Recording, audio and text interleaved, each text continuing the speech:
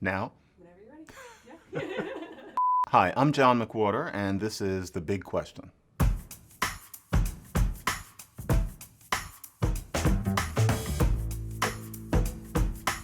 The greatest movie quote of all time, if you ask me, and I think of the answer right now, would be Norma Desmond's line in Sunset Boulevard that I'm still big, it's the pictures that got smaller.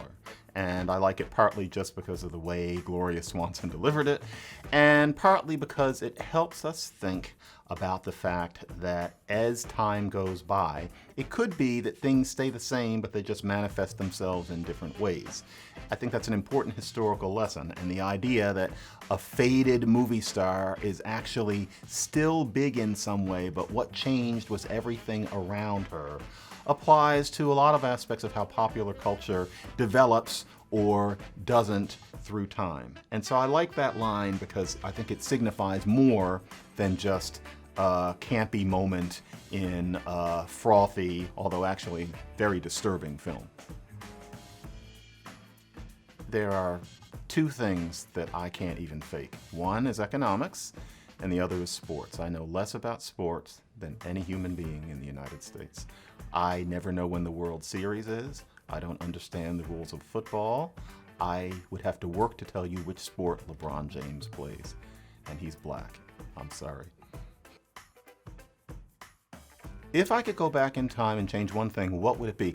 That's a difficult question because it depends on what purposes we're talking about. Of course, I want to say something about ancient Rome, but if we're going to talk about something meatier, I would say today, in answer to that question, that I would have Martin Luther King not be assassinated in 1968, because there's a part of me that's very concerned with race issues and how we discuss them and how that changes over time. And I think that if he had had the probably 40 more years that were remaining to him, I think that the race debate in the United States would be significantly different, because he left a gaping hole in the way race was discussed before he was killed. There was a competition between his, what you might call, accommodationist version of civil rights and the new confrontational black power version of civil rights. I personally prefer the first one, and I certainly prefer a situation where the two of them were always duking it out.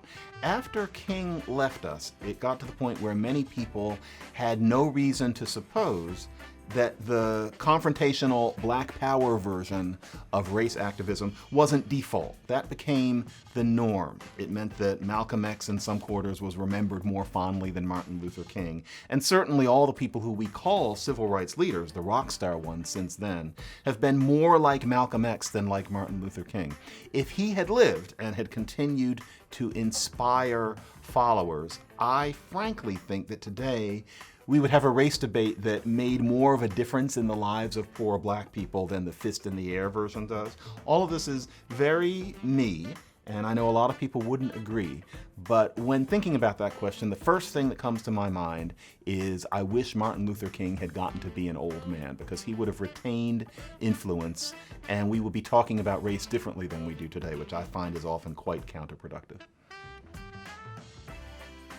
If I could make everybody on Earth read a particular book, it actually would be one that's going on 30 years old now, which is Stephen Jay Gould's book, Wonderful Life, where he makes it clear from giving you a study of life forms of the Cambrian, and that seems so obscure, but he actually made it exciting.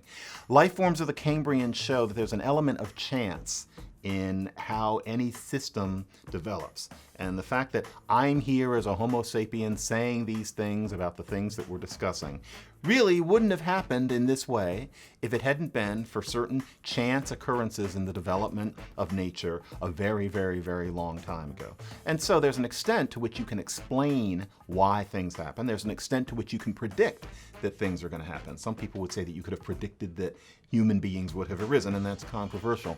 But Gould shows that in any model of development, of anything, be this social science or hard science or what have you, that you have to build in an element of serendipity, and that it leaves you marveling at the final results every bit as much as the more explanatory aspects of things. And so really, to tell you the truth, if I didn't say The Power Broker by Robert Caro, which is so long that I think it's a little mean for me to expect everybody to get through it, I would recommend Wonderful Life by Stephen Jay Gould, even though some of the science has been revised in the eyes of some since then. Still, the basic message is absolutely invaluable, and no book gets it across better than that one.